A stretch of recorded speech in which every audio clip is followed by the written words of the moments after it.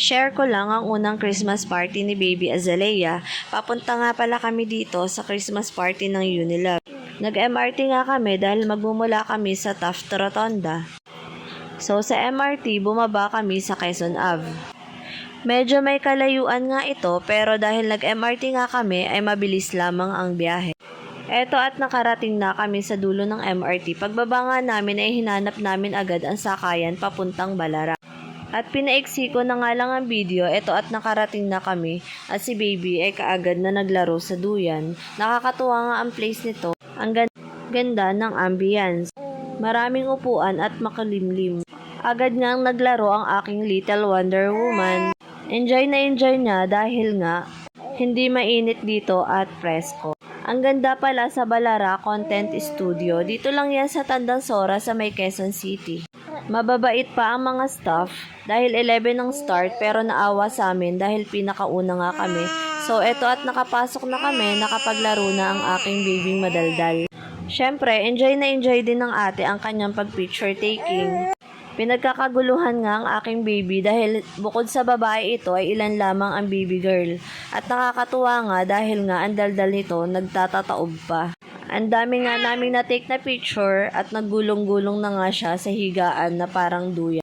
Salamat nga pala sa aking kaibigan na si Bina dahil sinamahan kami sa Christmas party. Kasama niya ang kanyang baby na si Kayla.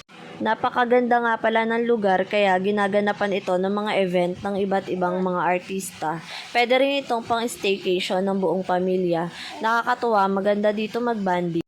Lalo na kung kayo ay magbabarkada. Pwede rin mga magkakatrabaho dahil malaki nga ito. Napakalinis talaga ng lugar. Kaya kahit di agad nag-start, di kami nainip. So ito, nung dumating na ang mga host at mamimigay na nga ng ticket, ini-interview kami. Syempre, pagkakataon na namin makipag-picture taking. Then ito, binigyan na kami ng mga ticket. Pinagre-ready na kami para aakyat na kami sa itaas. Mabait nga ang mga staff at unexpected na mayroon kaming mga makikilala sa event. Naging FB friends pa nga kami sa huli.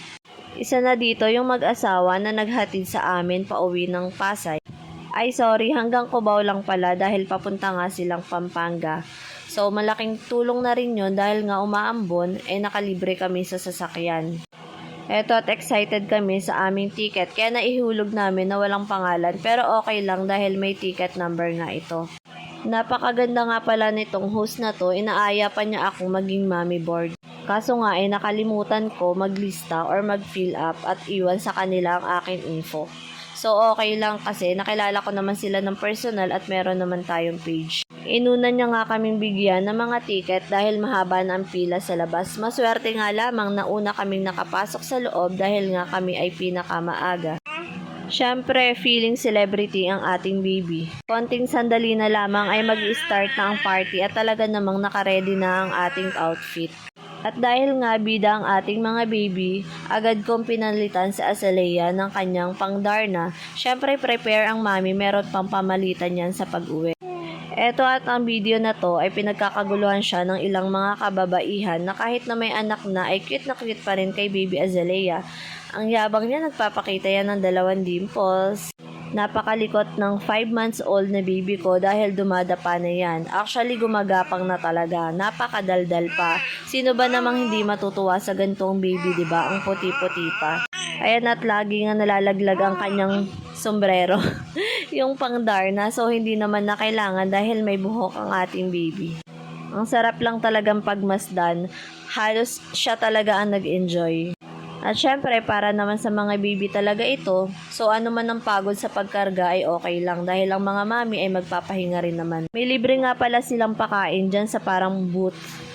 Meron dyan drinks, merong hotdog with sandwich, merong siomay, hindi ko na maisa-isa dahil nung bandang huli ay humaba ng pila so hindi na kami nakasali.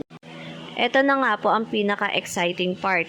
Sa hinaba-haba ng oras ay nakapasok na nga kami sa loob. Sulit naman dahil choice nga namin na maaga kaming pumunta at ito rin nakaakyat na kami sa itaas. Maraming ang paninda dito, maraming buy one take one, mga naka-promo. Maganda nga ang setup sa loob. Meron ditong mga palaro, merong pananalunan na diaper, merong wipes. Pinakabida talaga dito ang Boodle Sale at isa pa ay ang pinakamalaking mga prizes. Marami nga ditong prizes so talagang hinulog agad namin ang aming ticket at nakalimutan nga namin 'di ba ang aming pangalan ilagay pero at least meron namang ticket number. Parang konti lang tignan ng mga mami dahil 100 muna kaming pinaakyat. Meron pa silang pakulo na pick and post. Napakaganda pala talaga dito sa Balara Content Studio. Malinis ang lugar at kahit sa ang gilid ay may upuan. Pero dito sa gitna ay ginawa nilang plain, tinanggal nila ng upuan para malagyan talaga ng space para sa mga palaro. Dahil nga lang breastfeeding mom kami, nagutom na kami at naubos na yung baon namin na pinang-almusal. At dahil sobrang layo nga ang bilihan, sa ibaba naman pila, nakipaglaro lang kami saglit at nagplano na kaming umuwi. Sayang nga kung marami sana kaming baon ay magtatagal pa kami dahil masaya naman talaga ang party. At dahil minsan nga lang ang ganitong event ay kahit na mapagod kami magkarga ng baby ay okay lang. Napaka ma-effort nga ng mga mami, lalo na ang iba na marami talagang pinamili. Congratulations sa mga winners, sana all na lang. Sana nga kasali kami kaso hindi ko pa nakita yung video ng mga paraffle. Okay lang din kasi ang experience naman na to ay para sa amin ni baby. Banding na rin namin mag-ina. Dahil unang Pasko niya nga pala ngayon 2023. So salamat Unilab sa pag-invite sa lahat ng mga mami na available sa araw na ito. November 25, 2023. Muntik kong makalimutan, nakakuha nga pala ako or nabigyan ako ng Enfa Mama plus wipes and diaper. Sayang lang at hindi kami nanalo sa mga palaro at uuwi na rin kami agad. Agad nga nagbihis itong si Baby Azalea. Ayan at pangmanika ang kanyang outfit. Minsan lang nga sila baby kaya talaga namang asikasong-asikaso ko talaga siya. Nasa bahay nga lang nakakailang palit yung panglalayas 'di ba? Halata naman nag-enjoy si baby dahil hindi siya umiyak at talagang tawa ng tawa hanggang sa MRT nga ay nakikipag-usap sa mga tao. Napaka ma-PR nito, mukhang katulad ng mami nito. Sino bang ina nito? Char, sa bagay, ano pa bang mamamana niya sa akin? Syempre, ma-PR, madaldal. At magandang araw, sabi ng mga host at ng mga katabi naming mga mami dun. Till next year, Unilove. Thank you.